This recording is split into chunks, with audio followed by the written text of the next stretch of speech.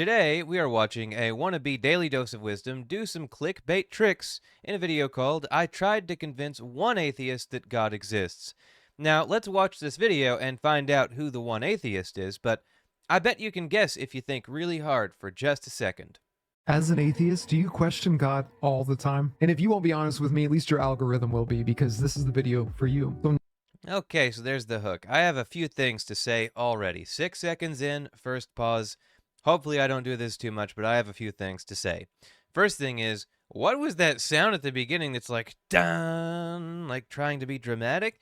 Next thing is, yes, my algorithms led me directly to you because I do this for a living. Next, why does the man sound like he is recording from the inside of a sandwich? And finally, obviously, the big hook here was it's about you and me.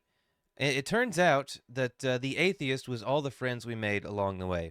now that I have your attention, I want to be very careful with it and share something with you. First off, I'm a Christian and I'm going to talk to you about God. And you don't have to believe in any of this whatsoever. In fact, God gives you the choice to believe in Him or not. So let's just cut the small talk. Have you Yeah, just believe in him or don't. It's that simple. And if you don't believe in him, you're going to burn forever, by the way. honestly ever asked God to just show Himself to you? Don't get Yes. mad at me for that. It's just a question. And if not, I just ask you to be honest with yourself, your own existence as a human being. You're probably super smart, very analytical, and you know what's going on in the world. I am quite savvy. Christians, they always want you to ask God to show himself. Now, this is common not just with Christians, but with a lot of different people. Muslims will tell you the same thing. Certain branches of Christianity that most Christians look down on will also tell you the same thing. For example, Mormons. So you can hear it from a Protestant, you can hear it from probably a Catholic. I never have, but I assume Catholics are similar. And especially Mormons. Mormons say this all the time. And yeah, I've done it. I have done it before multiple times. Every time someone asks me to do it, I do it. Because, hey, what's it going to hurt? And surprise, surprise, God hasn't shown himself once. But if he did, the results might not be what they think it is. There is a documentary on YouTube called Spiritual Witnesses. I always recommend Spiritual Witnesses. It's about 13 minutes long. It's got about 70,000 views, so not a whole lot. But it does mention how people ask to meet the one true God, or whatever gods, I guess. And it's always a different one. It's always a different God than the person believed in before, if they believed in one before. There's examples of it from Christians and Mormons and Muslims and all kind of cult followers, all kinds of stuff. So it turns out this test is not actually a good test for finding truth in a religious sense. Today because you love information. Believe it or not, I do too. Even being a Christian. I'm just trying to Okay, I hate to pause so much, but you gotta do it, or these people are just gonna go and go and go, and you're gonna miss everything, or at least I am. I assume, not as intelligent as many of you watching, so I have to do this like this. I'm sorry, I have to. My brain just can't keep up with the large amounts of information coming at me. But what I want to say here is just, this man is a fundamentalist. He is a young earth creationist. He thinks evolution is fake. So yeah, he is not an information person. He's not really like a thinker. I gotta say, I appreciate the tattoos. That's cool. Facial hair, not quite as good as Daily Dose, but overall, I like this guy. But a thinker, he is not. build a bridge with you. Have you ever just looked up into the night sky and you were just like, God, where are you? If you're real, reveal yourself to me. Or maybe you're No, I've never done that because I've never been desperate, and I never will be that desperate. I have had terrible things happen, of course. My ex had a miscarriage last year, and that was about the most alone and isolated I have ever felt in my life, and I assume she felt even worse. Um, and there was no God there. There was no desperation for some peace and comfort that only the Lord could provide. No, I was just like on my own. And yeah, that sucks. That sucks a lot. And I tell this story sometimes. I don't know if I've told it on this channel before, but in 2015, I was almost murdered. It's a long story, so I won't tell the whole story here, but there was a guy, and my friend had, I guess, offended him by refusing to be kidnapped. And somehow I'd gotten caught in the middle of it. And the guy came with some friends with guns to, murder both of us. And my quick thinking and wonderful athletic skills got us both out the window of our second-story apartment before these guys came in and, murked us, I think is the word for that. And that's another case. I came really close to meeting the Reaper that day. And no desperation, no gods, no nothing like that. So, no, I don't think I'll ever have a moment like that. But I have asked the question when people ask me to ask the question. And they'll always say, well, oh, you didn't mean that, or else God would have shown himself. And it's like, how do you know? How do you know I didn't mean that? If there is a God, that's something I would like to know. It's not my fault that if he's up there, he's not showing himself when I ask, hey, are you up there? On the calmer aspect, and you're kind of like, all right, God, if you're real, let's see what the big hype's about. Whichever type of atheist you are, the truth is you're looking for truth, right? And if you've never done that, then you're actually being dishonest to yourself, because that means I must say, it is really ironic for a creationist to be talking about people looking for truth. That is one thing creationists do not know very well at all. that you've never checked all the boxes to get to the point of actually asking the right questions. And you've agreed to the lack of effort in finding God to begin with. Which in this case, you probably never even made it to this part of the video. Because if not, then that means you're being completely dishonest to your whole existence. This man is full of assumptions. Like, this is bad. Hey, Daily Dose wannabe, listen. This is not how you make a video that appeals to your audience. You've made a bunch of unfounded assumptions about atheists, how we feel, what we believe, what we think, why we're here, and I don't like that. I thought you were kind of cool there for a second because, the tattoos, the piercings, the facial hair, not quite on Daily Dose's level, but I thought you were cool, man, and look what you've done. You've let me down again. Why do you do this to me?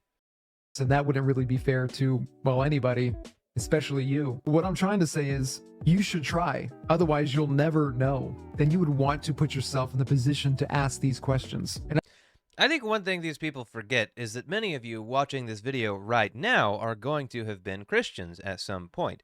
Most atheists are not just born atheists. Most atheists are not just born into atheist families. Most atheists come from Christianity, or other religions like Islam, which is very dangerous, obviously, in a lot of cases. But most people who would be watching this video will have come out of Christianity. Most people are not like me. I am a natural atheist from a super Christian family. Most people are not like that. But he is assuming that most people are, which is very odd to me. I'm trying to let you know that I've asked those questions, that I let my guard down. I became vulnerable to the idea of God, and it was the greatest thing that I've ever done in my life. You have to ask God wholeheartedly. You can't have ego. You can't have pride. The situation might even look like you're just sitting on the floor looking up at your popcorn ceiling in your room, and you're just like, God, I don't really believe in you. But if you are real, can you show me that you're real? And show me in a way that I myself could never deny it. And to be honest with ourselves at this point, we're going to give God the benefit of the doubt that he is doing something. At this Why all of these terms and conditions? Why do you have to open yourself up and be super honest and be ready to meet the Lord and all? Why do you have to do all of that stuff? You're talking about the creator of the universe, but apparently he requires all of these terms and conditions to show himself. Isn't that kind of odd? Doesn't that make it seem like it's your feelings doing the work and not some mysterious outside force after all? point, I want you to pay attention to all the little coincidences that are going to begin to manifest in your life. And since I said to be real with yourself, that means be Coincidences are only coincidences, my life has been very up and down. Obviously, I was almost murdered. I've had the miscarriage experience. I've had a lot of bad. I used to be homeless. I've been poor a lot. And now, I mean, at the moment, for like at least the last couple of years, I've been very lucky in a lot of senses. And really, even when I was homeless, I was a lot more lucky than most homeless people. I've never been like a drug addict, anything like that. So I've been really lucky in a lot of senses. I have people who love me, friends, all that stuff. And coincidences are just coincidences. I know it can be tempting to add up all the coincidences and be like, oh, look, it's Jesus. I mean, I don't know that personally, but I've seen people do it, so I know it's pretty common. But coincidences are only coincidences. When good things happen to me, I assume I probably had some role in that, and so did luck. And maybe some outside help as well. But the outside help is not Jesus.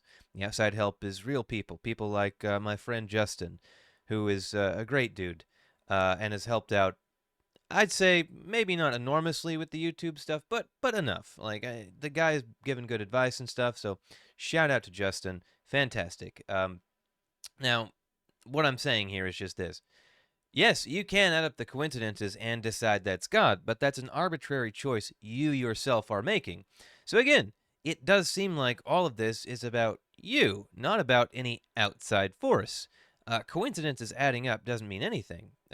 Nothing. It's just coincidences adding up. In life, you expect good things to happen and bad things to happen. You will have your share of both. In my case, it's been very extreme. It's been very extreme swings because I am a very extreme, swingy person.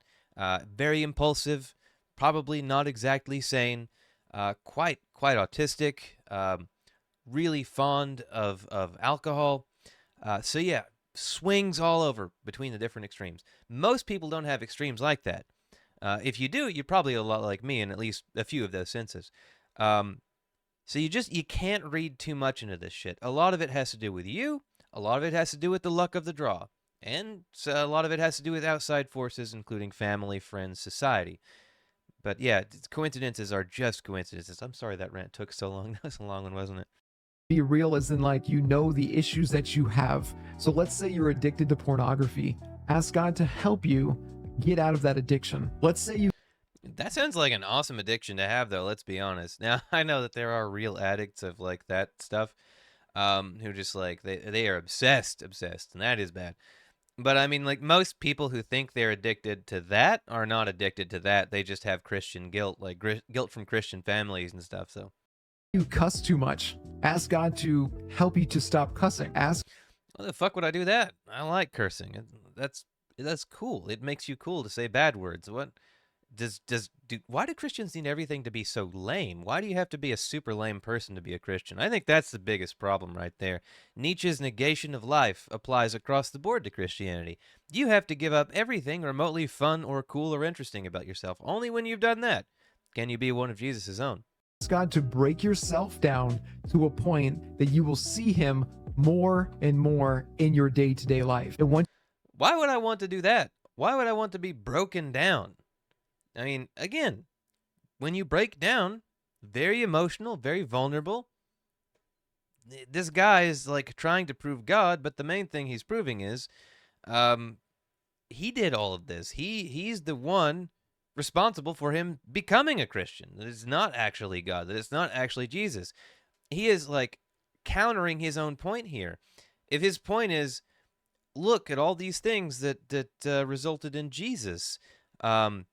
No, you're making these points the wrong way. These are bad points for the argument you are making, my guy. you start establishing these tiny little steps one by one, you will see, just like in math, 1 + 1 = 2. You will begin to see that there is an intelligence outside of your own realm of understanding. And Dude, you are brainwashing yourself. You are literally just describing brainwashing yourself. That's it. That's all you're doing here. as you begin to move forward in this, we begin to establish a line in us as Christians we call faith. These stepping stones eventually become long strides. And then we go to the Bible and try to dissect these steps even further. And we learn things like wisdom, scenarios, pattern recognition. These are all Oh, Lord.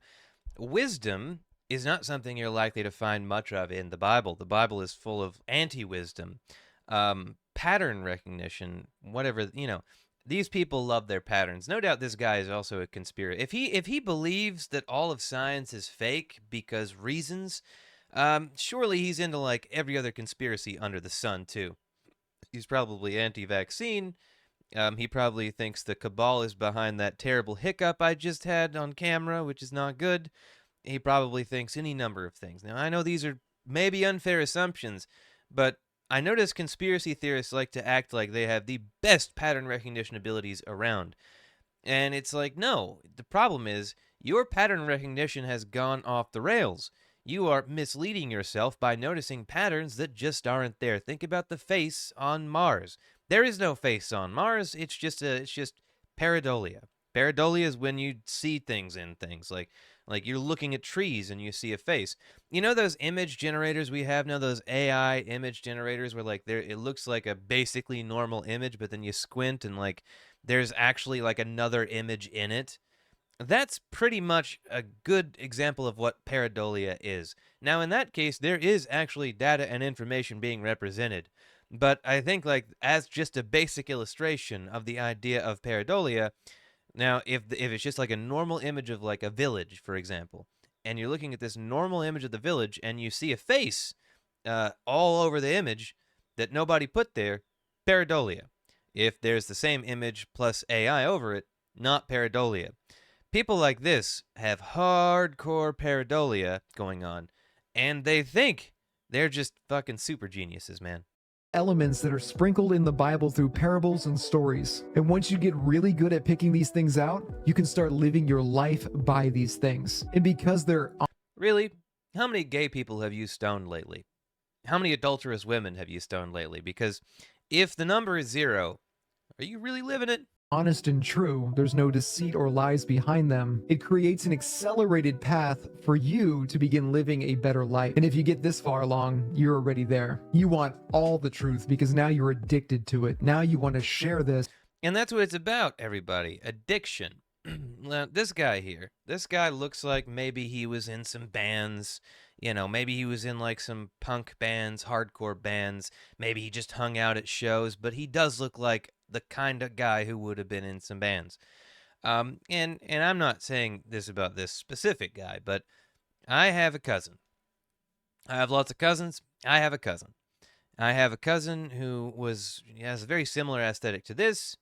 I mean, now anybody watching might think, "Hey, we're basically like brethren if this guy was in hardcore bands," and sort of. I mean, this is a hardcore shirt for a band called Happy Society. They're a genre called power violence, very loud, very fast, and it'd probably scare this guy half to death to hear it. But I have a cousin with this same sort of aesthetic who probably listen to like the same kinds of bands and all that, and I can tell you that with dudes like this who are they have this aesthetic and they're like super Christian. I can tell you very often the key here is addiction. Now, again, I'm not saying it for this guy. I'm using my cousin as an example and going on the words this guy just said. My cousin, because of his association with the hardcore scene, he got involved in some hardcore other things. You know, addictions, let's say. And to get out of those addictions, the rehab facilities convinced him he needed Jesus. So he did it. He converted, became a Christian, and now the addiction of substances has been replaced with an addiction to Jesus. He has like the zeal of the convert, not just the zeal of the convert, but the super zeal of the convert. So, yes, addiction is exactly what it is. A lot of these people are replacing one addiction with another addiction. They're replacing their addiction to substances or the other thing he mentioned with an addiction to Jesus. And in my experience, replacing addictions with addictions does not go well. Now, again, I'm not saying that about this man here. As far as I know, he's always been sober. He may have been a straight edge kid. I doubt it, but he may have been. I'm just saying, addiction is a real problem that you can just swap these things out. And that's one of my. Okay, I might have a side rant going on here in a second, but that's like a big problem I have with like. There's a lot. So I am in Kentucky, and there's a rehab group here that I think is basically an actual cult. They bring in people from like out of state, put them through rehab, and release them on the street, and they very often become homeless. Now, I can't say the name of this facility because I don't want to open myself up to lawsuits, but they are a Christian facility. They're buying up the whole town and probably a bunch of other towns as well, and everything they do has God in it and on it. Their programs are all about Jesus and God. And I see the results of that. I see people with substance addiction turning into like religious zealots, radicals, extremists. They fall into the religion and they end up like super fundamentalists and super like politically right wing. It's basically an extremism factory and generator because it turns out those feelings of addiction, those satisfying feelings, those dopamine related feelings and such that you get from substances, you can get those same feelings from religion and politics, only if it's as extreme as humanly possible. So that kind of thing scares me, actually. I am terrified of that. It really is horrific to see what people become on religion. With everybody. But even still, that's only scratching the surface. And just how numbers can be infinite, these steps and coincidences can be infinite. These situations or these blessings can be infinite. And we give God, the creator of all of this, the glory for. I like how, like, this guy has yet to make a single point in favor of his position, but he thinks he's done so good he has now converted some atheists to Christians, and he's just telling them how to be better Christians. Like, dude, this is a 5-minute video. You are a new channel. You're not that good. You're just not. And honestly, nobody's that good. You, specifically, will never be that good. Not even the almighty Billy Graham was that good. Allowing us to step into this realm with him. We learn of Jesus Christ, who is the truth, and that truth is a sustainable source, and we begin to apply this source with us every single day. In fact, we love it so much, and we love the blessings, and we understand the truth so much, we want to live in this truth forever. And there's only one way to this source, and that way is Jesus Christ. So what I'm trying to say is, if you're tired Jesus Christ is exactly what I'm thinking right now. of living the way that you are, I want you to know that there is Tired of living the way you are? No, I'm not. Now, there are a couple things I'm tired of, actually. Like, I eat too much. I have a problem with that lately. I guess it's all the stress. I've been a very stressed out person because I have a lot of duties, responsibilities. I take care of family members. I am currently the only, like, wage earner in my family at this point. There's been a lot of stuff going on with, like, people moving. Oh my God, the stresses are endless, and that just is channeled into eating, because I'm something of an addict myself, and I guess food is the current addiction. So that I am tired of. But again, I am in Kentucky, and from what I see in Kentucky, very religious place, and also a very overweight place. So I don't think Jesus is going to be too helpful with that one.